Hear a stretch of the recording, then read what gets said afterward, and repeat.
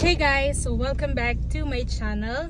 If you don't know me, I am Marosi and I post random vlogs here in YouTube and other social media platforms. So for today's video, this is just a quick video just to raise awareness for those na nahack na first time yung account nila. And yes, the hackers are still trying to hack my first account. Yun yung una kong binanggit sa una kong video about hacking.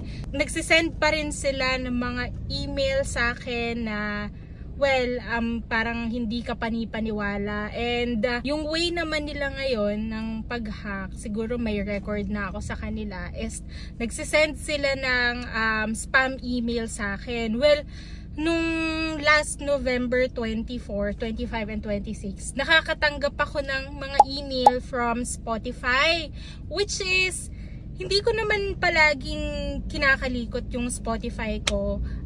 Besides sa ginagamit ko siya for music lang. So wala akong ibang pinagagamitan nun, for music lang. Kaya yung account ko doon, hindi ko palaging tinitingnan, chine-check, or minomonitor.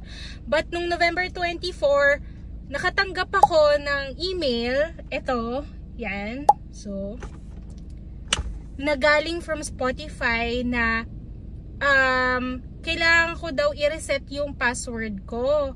So, parang ako, reset? Hindi ko ngayon masyadong ginagamit. So, kinabahan na naman ako nung time na yun, kasi, iba yung kaba pagka may hacking na nangyayari. To think na nangyari na yun sa akin, and parang, ako na alert na, kinabahan na ako agad. Shit, anong gagawin ko? Bakit na-hack na naman to? Wala naman akong ginagawa. And then, ang ginawa ko, ang first step is hindi muna ako nag-click ng any links from that email. Ang ginawa ko is pumunta agad ako sa Spotify app, no? And dun ko ginawa yung pag-forgot ng password ko.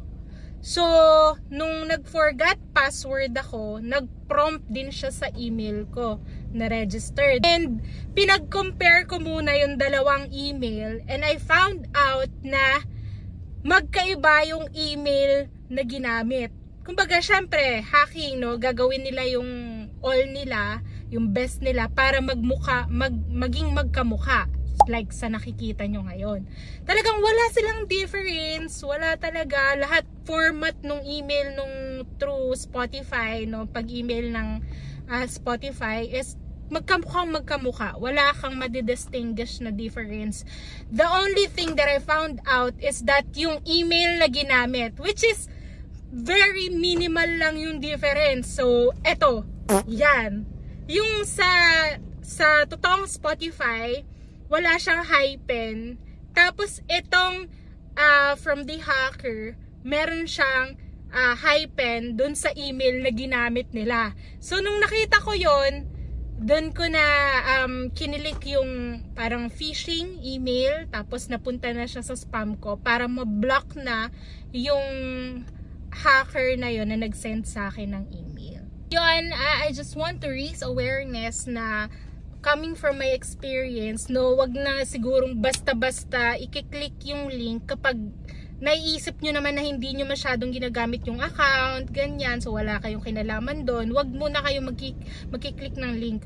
Punta muna kayo sa main app, yung nagsasabi na kailangan mong i-reset ang password, ganyan. So punta muna kayo sa main app at doon nyo gawin yung sinasabi sa email. Wag kayong basta-basta magkiklik ng link. Yan ang pinaka-importante sa lahat para iwas hacking kayo. So yun lang, I just want to share it with you guys. At thankfully, hindi naman ako na-hack at okay pa rin ang account ko. Sa ngayon, natuto na ako. Sana kayo, while watching this video, is kahit hindi pa nangyayari sa inyo, i-take note nyo na yon. Huwag nyong kalilimutan sa mga isipan nyo na do not click any links na coming from someone na suspicious. Alright, so I guess yun lang for today's video, and I hope may natutunan ka sa akin, and thank you so much for watching. If hindi ka pa nakaka-subscribe sa channel ko, please subscribe, and if ayaw mo naman mag-subscribe, thank you for watching my video. Sa susunod ulit, bye-bye!